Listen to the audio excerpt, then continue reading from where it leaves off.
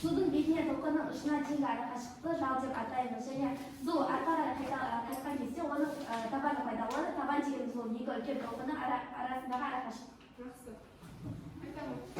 Серфинг таяқшы арқылы толқын үстіне сырғанау болып табылады. Осы спорт түрі әйгілі. Желден соң үлкен толқындар болады. Үлкен толқындар басылғаннан кейін аласа толқындар болады. Жел толқындары тағы соқпа толқындар шығады.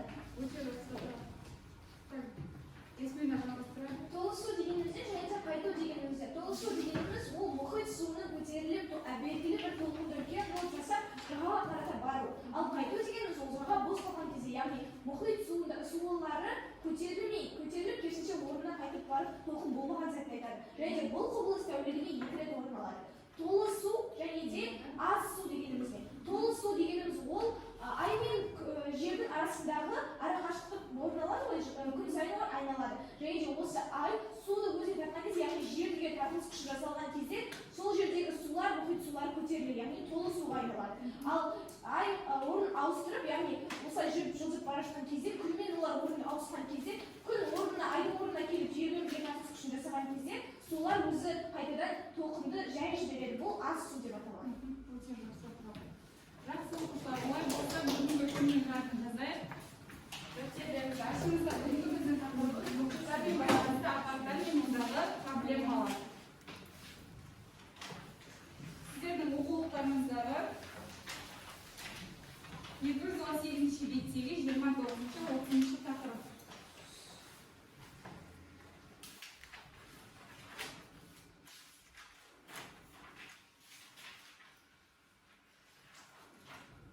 Жақсы, жазып болдық па?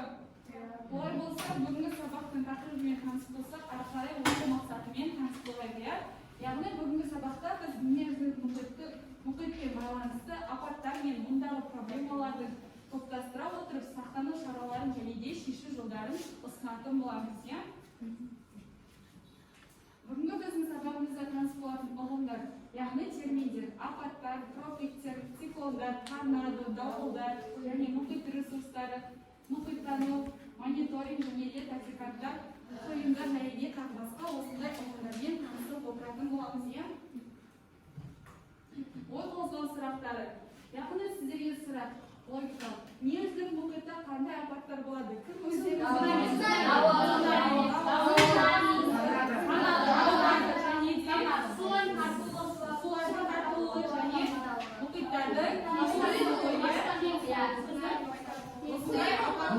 осындай апаттарды атап өтуімізге болады екен.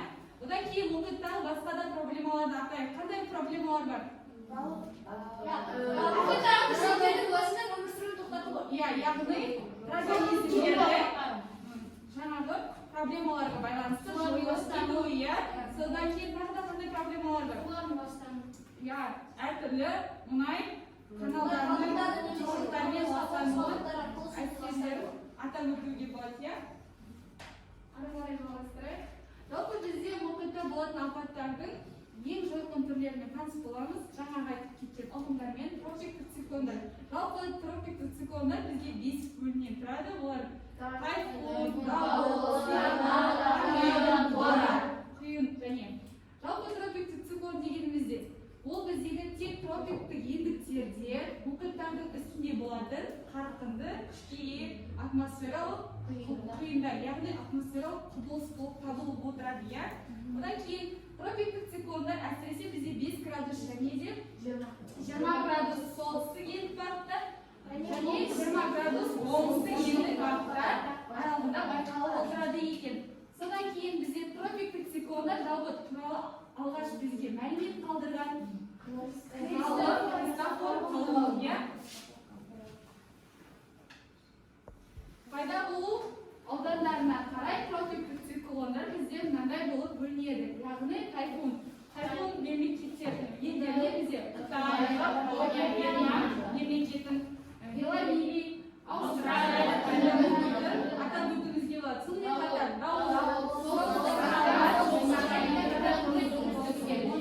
атап өтеміз. Одан кейін аракандағы неге жақын және циклондар бенгал шығанағын жатқызуымызға болады екен.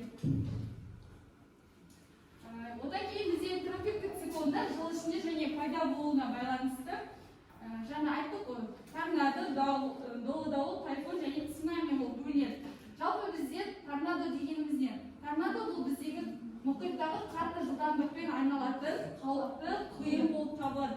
Жалпы торнадо сағат тіліне керісінше бағытта, яғни кері бағытта не істейді? Айналады, иә. Торнадоның ортасында төменгі қысым байқалып отырады. Сонымен қатар ол ауаны, суды, топырақты және де жер бетіндегі барлық заттарды не істейді? Әрекеттеседі, яғни долы дауыл дегеніміз не екен? Долы дауыл бұл қысқа мерзім ішіндегі жердің күрт өзгеруі.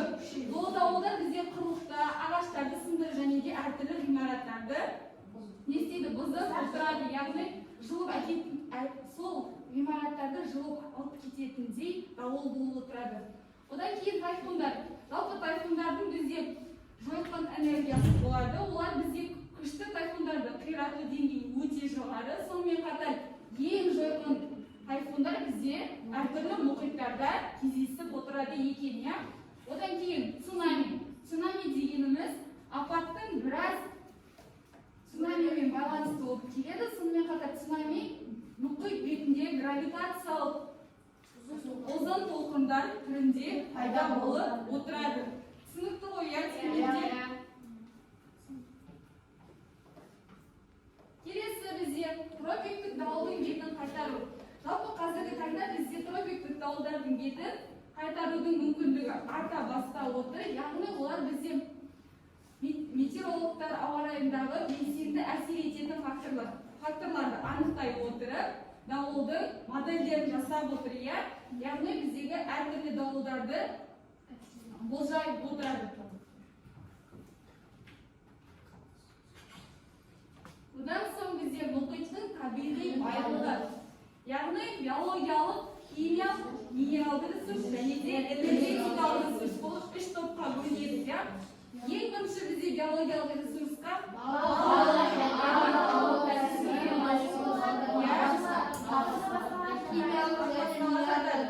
химиялық және минералды ресурсқа не жатады?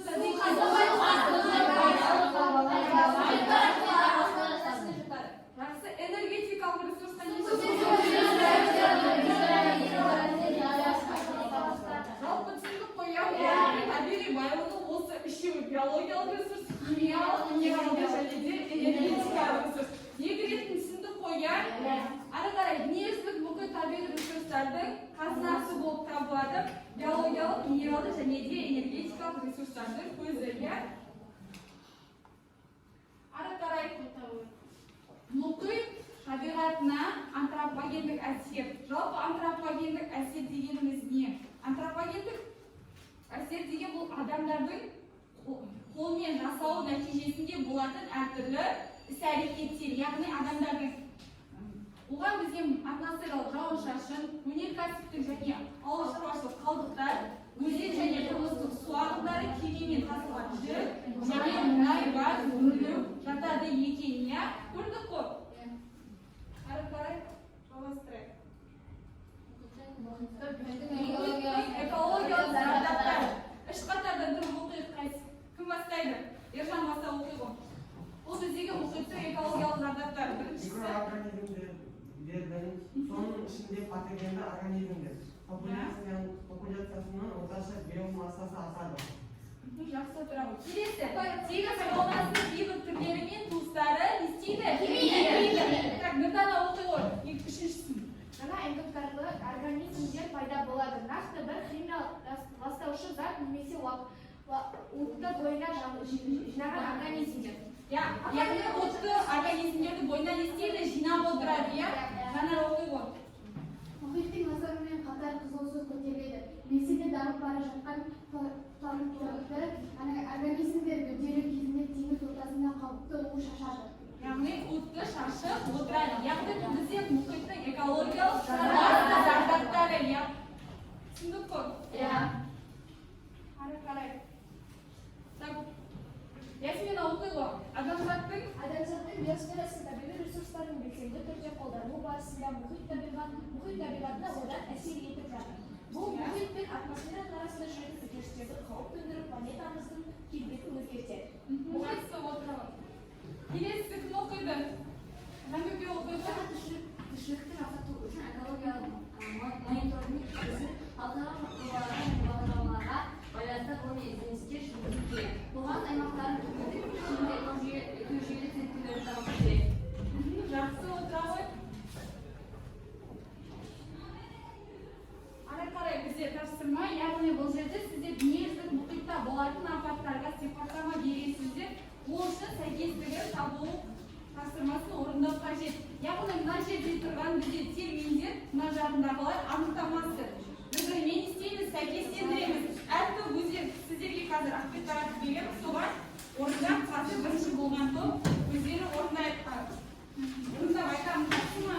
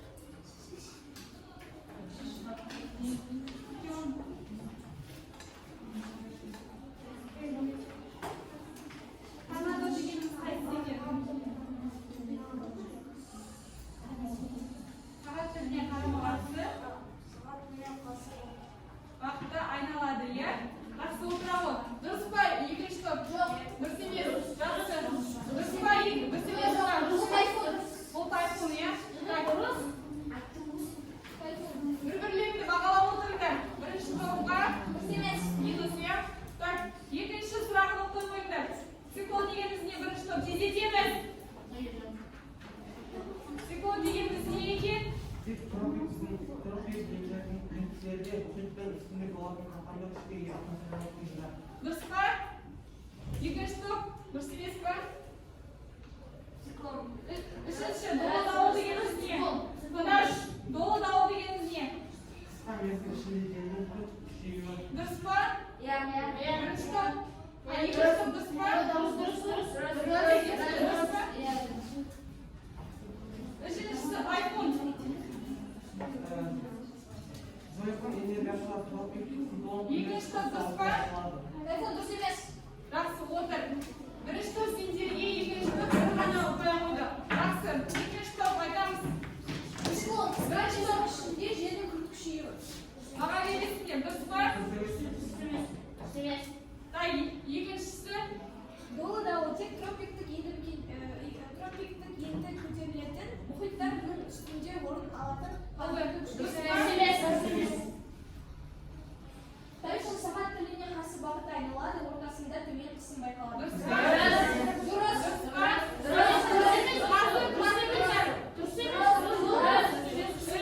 Төртінші. Торнадо. Жойқын энергиясы бар тропиктерде циклон күндіз шығыста осылай аталады. Дұрыс па? Жақсы, отыр. Қазір үшінші топтың қараймыз, содан кейін бәріміз бағаланамыз, жақсы ма? Торнадо жойқын энергиясы бар тропиктік циклон күндіз шығыста осылай аталады. Дұрыс па? Циклон тек тропиктік ендіктерде мұхиттың үстінде болатын қорқынды күшейе долы дауыл қысқа мерзім бойында жерден көп күшеюі. Дұрыс, иә? Төртіншісін оқимыз, тыңдаш. Тайфундар жойқын энергиясы бар тропиктік циклон күндіз шығыста осылай аталады. Ал мен өзім айтып өтейін, торнадо дегеніміз ол біздегі жойқын энергиясы бар тропиктік циклон. Яғни осылай аталады, иә? Белгілеп ал, өзіңе плюс қойыңдар.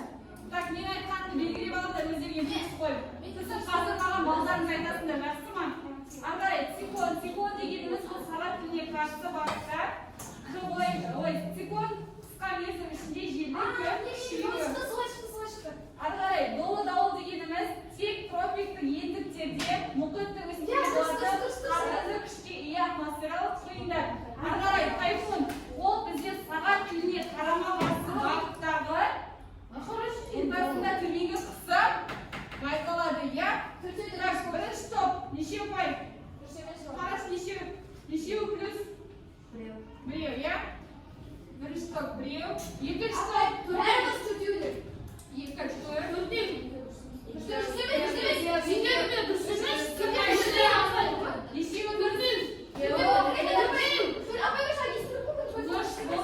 жақсы, олай болса, осы бірінші тапсырма бойынша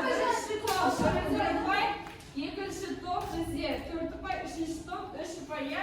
Біздегі алдағы екінші топ, иә? Жақсы, ары қарай. Екінші тапсырмаға өшейік. Бұл жерде біздегі адамзаттың мұхитпен байланысы арту нәтижесінде туындап отырған экологиялық мәселелерді анықтаңдар. Яғни біздегі біріншісі мұхиттардың не істеуі? Яғни мұнай суымен ластануы. Одан кейін теңіздердегі тірі жойылуы. Яғни одан кейін келесі мұхиттардағы не істеу? Апаттар, иә? Соларға байланысты қазір өздеріңіз топтарыңызбен 3 сөйлем жазасыз. Осы апаттарға байланысты өздеріңіздің шешім жолдарын ұсынасыңыз. Түсіндік па? 3 сөйлемдер қана. 3 сөйлем.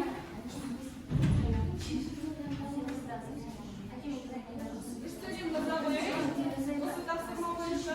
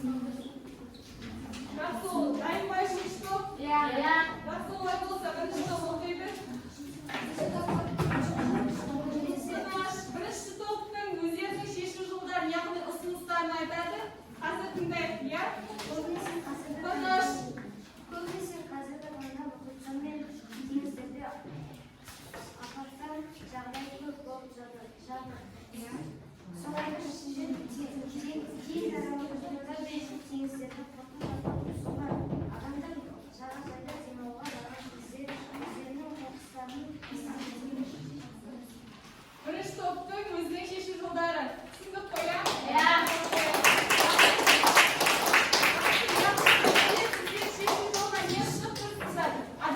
Адамдар яғни туризм көмек қыдырған кешкен қоқыстары тастамас керек бірінші жол айтады. Екінші топ не ұсынамыз келіңдер. Тыңдаш, екінші топты ұсынысын тыңдайық. бізде әрбір мәселеге бір арнайы шешу жолдарын қарадық. Біріншісі бұл мұнайды пайдалануды азайту, яғни мұнайды пайдалануды қанша азайтатын болсақ, біз сонда төгу, яғни мұхиттарға мұнайды төгу және жердің ластануы да көбірек болмайды. Сонда мейлінше мұнайсыз жүретін мәшинелер, кемелер көбейетін болса, өрт жағы да азаятын болады. Екінші бізде қоқыс қалдықтар 99,9%-ға өңдеу. Егер біз қоқыс қалдықтарды шыққанмен өңдеп отыратын болсақ, біріншіден жер ластанбайды, екіншіден мұхит ластанбайды, теңіздерде тіпті балықтардың өлімін азайтпайды. Және де осыған байланысты мемлекет өзі бір қаражат бөліп, осындай халыққа сондай нәрсе жасайтын болса, халық өздері үшін апарып сол мысыр жасайды. Өте жақсы. Қызықты. Жалпы осы теңіздегі тіршілік үшін көп өссе, қазіргі таңда азайып жатыр. Өйткені адамдардың көп шығуы артып көбісі суайт қызыл балықтарды өздері өлтіріп жатыр. Осыған байланысты арнайы заңмен қолдануды көбірек алатын болсақ, және адамдардың жеріне жеткізетіндей етіп айтып, яғни біз секілді олар да тірі адамдар, тірі ағза болғандықтан олар да теңізде өмір сүру дегенді көбейтетін болсақ, осы айтылған нәрселердің барлығын қамтылатын болса, мұхит еш уақытта ластанбайды. Өте жақсы. Келесі үшінші топтың шешу жолын көрейік. Кейбіріңді Малика айтады, да? Кемелер арқылы басқа жерге мұнайлар тасымалдамау қажет. Әуе ұшақтарымен мұнайларды тасымалдау керек деп ойлаймын. Жағалауда қоқыстар тастамау қажет. Осылардың кесірінен мұхиттар тартылып ластанып жатыр. Өте жақсы отырыңыз. Топ өзінің мұхиттарды ластануына байланысты, апаттарды алдын алуына байланысты шешу жолдарымен ұсынды, иә? Жақсы. Ана қарай, бізде үшінші тапсырма, соңғы тапсырма, осыны орындайық, иә? Яғни бұл тапсырмада сіздер мұхит суlarының қозғалысын сызба ретінде көрсететін боласыздар.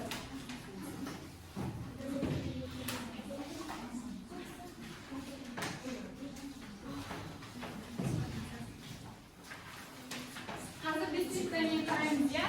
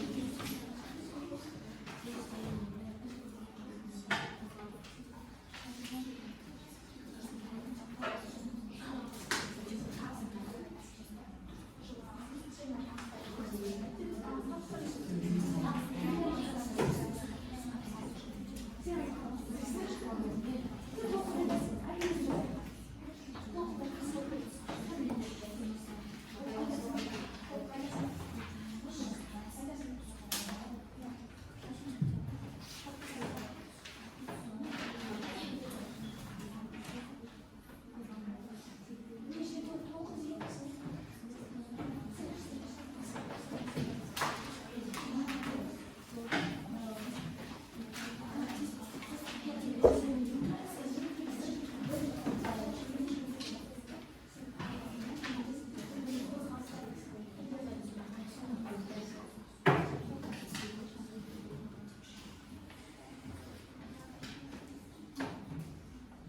buzayız.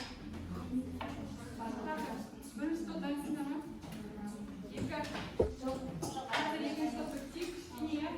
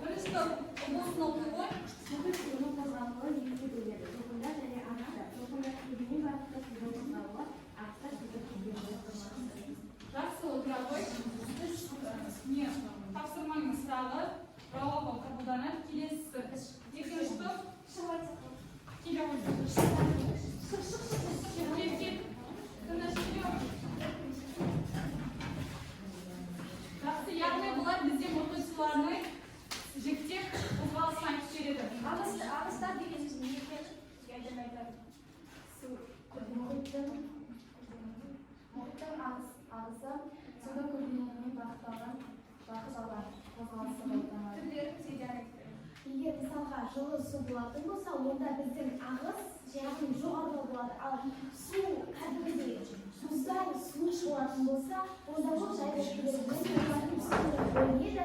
Жылы болса қызыл география картасынан беріледі, ал салқын болса көк түсті шартты белгіге көрсетіліп отырады. Қызыл және де көк түсті, иә? Толқын деген су тербелмелі қоқсасы. толқынның биіктігі болады және ұзындығы болады, табаны болады. Толқынның табаны дегеніміз ол толқынның ең төменгі беткейі. Ал толқынның биіктігі дегеніміз толқынның табанынан бастапқы жоғарғы ұзындығы. Ал толқынның ұзындығы дегеніміз екі толқынның ортасындағы арақашықтығы. Жақсы отыра қойыңыздар.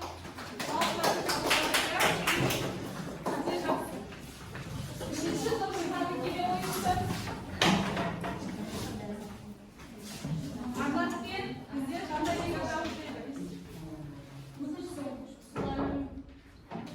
Бүкіл суларының қозғалысы, толқындар, ағыстар. Иә.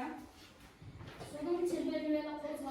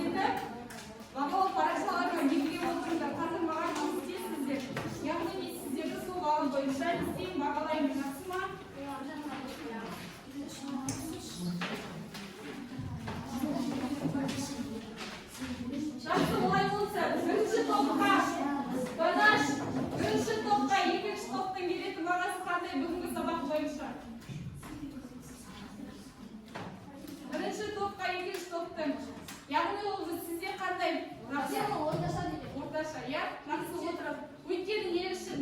Өйткені көбіне бұлар шығып айтты, бірақ ол жерде жауабы толық болды. Жақсы оқушылар, бүгінгі сіздерге тақырыбымыз түсінікті ғой, иә? Иә. Олай болса, осы тақырыпты қорытындылап өтейік, иә? Біздегі бүгінгі сабақты бекіту тапсырмасы, яғни мұхиттағы апаттар мен проблемаларды сақтану жолдарын, яғни әр топ бір шешу жолдарын ұсына отырып, осы тақырыпты не істейік? Қорытындылайық, иә? Жақсы ма? Әр топ бір сөйлем айтамыз. Бастай қойып, бірінші топ. Бүгінгі сабақтағы шешу жолын біреуін ұсыныңыздар. Бір шешу жолын. Кездесейік бұл.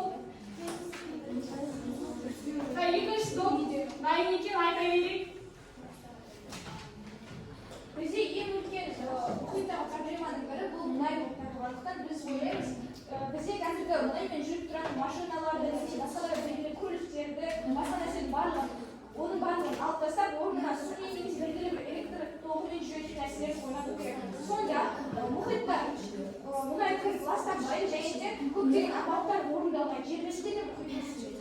Жақсы, екінші топ. Бірінші топ. Дайынсыздар ма? Үшінші топ. Өздеріңіздің шешу бір жолын айта қойыңыздар. Тездетейік оқушылар. Бірінші топ. Екінші топ айта қойыңдар. Біз ойлаймыз, туристер жағажайға демалуға келгенде өздерінің қоқыстарын өздерімен бірге алып келді. Ауа райын таза ұстаған дұрыс деп ойлаймын. Мұхиттарды да таза ұстады. Яғни қоршаған ортаға зиянын тигізбеу керек дейсіздер. Жақсы отыра қойыңыз. Диана, өзіңіз отыра қойыңыз. Мен де ойлаймын, чтобы мысалға айтылғанда, мысалға балықтар немесе тірі ағзалар судың астындағы не үшін жүрді. Мысалға біз қоқыс тастауымыз, мұнай түбімізді немесе лай суларды өзенге қарай тасымалдануы. Мысалға біздер осы қоғамды тазалап немесе қоқыстарды алып тастасақ, біздің балықтар немесе де осы қызыл кітапқа енген балықтар көбеюіне алып келуі мүмкін. Жақсы отыра қойыңыз. Үшінші топ. Менің ойымша көптеген мәселелер мұнайдан болып жатыр. Неге осы, егер де біз мұнайларды басқалармен, басқа елдермен, басқа жолдармен тасымалдап алмастыруымыз керек деп ойлаймын. Өте жақсы. Жақсы оқушылар. Барлықтарыңыздың шешу жолдарыңызбен келісеміз. Ары қарай бізде осы сабақты қорытындылау нәтижесінде кері барамыз. Яғни егер байланысты сіздер былай жасайсыздар, егер сабақ сіздерге ұнатса және тапсырманың барлығына сәтті жауап берген болсаңыздар, желкенді жасыл түспен белгілейсіздер.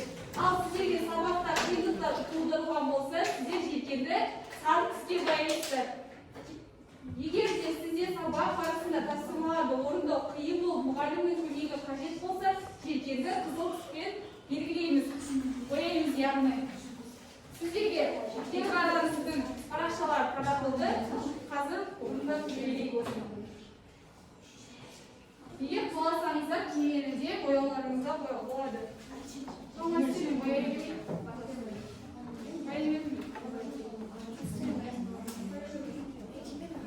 Кейінені бояйбек сіздер болады.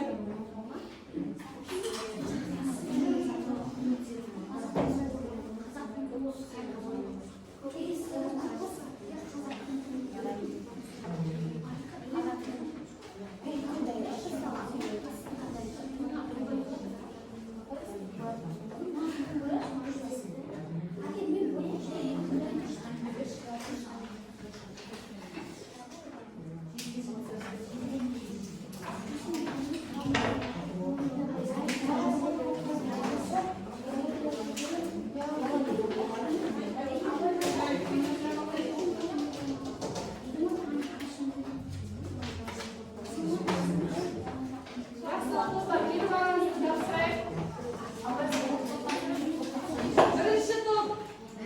Сіздерге қандай болды бүгін? Барлығы сіздерде түсінікті, иә? Яғни жасыл түспен белгілеген. Екінші топ. Яғни жасыл түспен белгіленіпті, бұл топқа да сабақ түсінікті болған. Үшінші топ. Сіздерде Бір жасыл түспен белгіледі. Бізге барлығы түсінікті болды. өте жақсы. Жақсы